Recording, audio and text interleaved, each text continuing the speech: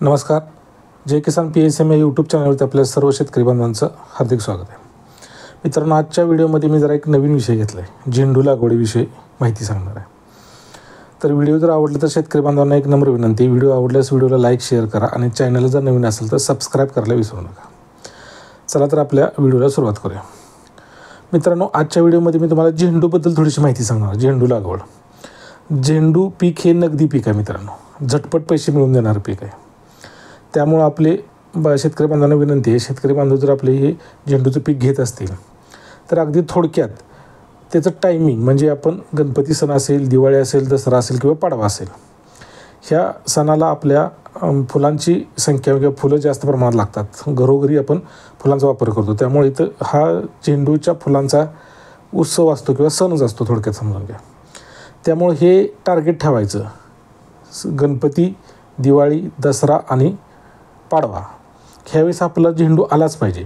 आणि झेंडू पिकाचं कसं होतं मित्रांनो, दिवाळी झाल्यानंतर परत 5 दिवसांनी तुमचा झेंडू जर आला तर त्याला मातीमूल किंमतीनं होऊन जातो, टाकून द्यावा लागतो झेंडू.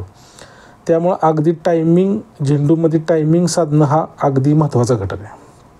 त्यामुळं मी या व्हिडिओमध्ये अगदी सगळ्यात महत्त्वाचा एक मुद्दा सांगणार होतो, म्हणजे आपण एक थोडक्यात तुम्हाला एक युक्ती सांगणार आहे की त्या सणाला अनुसरून आपण झेंडूची लागवड कधी केली पाहिजे. तर झेंडूविषयी मी थोडक्यात सांगतो मित्रांनो. झेंडू हा थंड वातावरणात येणारं पीक आहे. तशी लागवड जून जुलैला करायला पाहिजे, पण आता तिन्ही हंगामात करतात. पावसाळा, हिवाळा, उन्हाळ्यामध्ये झेंडूची लागवड केली जाते. जमीन जर बघायला गेलं तर निचऱ्याची जमीन असणं फार गरजेचं आहे. पाणथळ जमीनचे उपयोग होत नाही. पाणथळ जमिनीमध्ये झाडं ओंबाळून जाण्याची शक्यता जास्त असते. त्यामुळे जमीन अगदी निचऱ्याची पाहिजे. सुरुवातीला नांगरट करून शेणखत वगैरे घालून घ्यायला पाहिजे. शेतकरी बांधवांना अगदीच मी तुम्हाला म्हणणार नाही हेक्टरी 10 टन, 15 टन किंवा 20 टन घाला तुम्ही, असं काय म्हणणार नाही. आपल्याला अवेलेबल जेवढं होईल बऱ्यापैकी तेवढं 2 ते एकरी जर तुम्हाला 1-4 ट्रेलर वगैरे असं जर शेणखत घातलं तुम्ही तर अतिउत्तम आहे.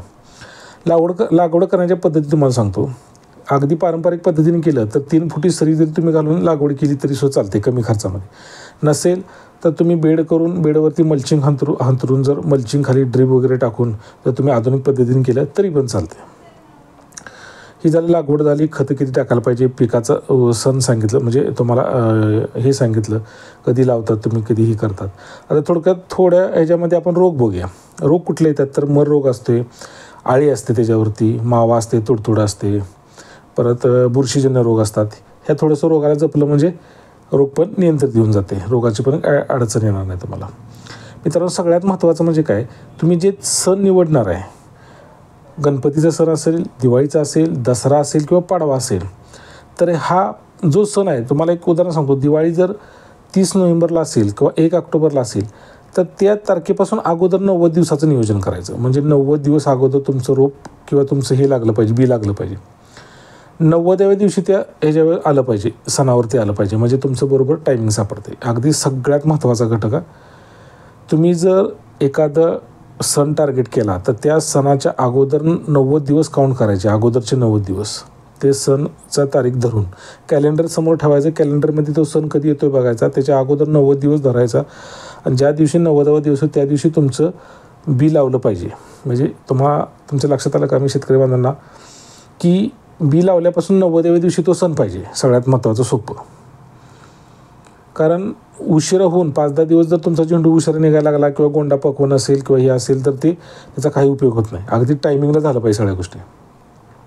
सगळ्यात महत्त्वाचा व्हिडिओमधला सगळ्यात महत्त्वाचा गाभा म्हणजे हा की 90 दिवसाचं टार्गेट धरून तुम्हाला पाडव्याला लावायचं असेल तर पाडवा कधी असतो त्याची तारीख बघायची, त्याच्या अगोदर 90 दिवस काउंट करायचे, त्यावेळेस तुमचं बी लावलं पाहिजे.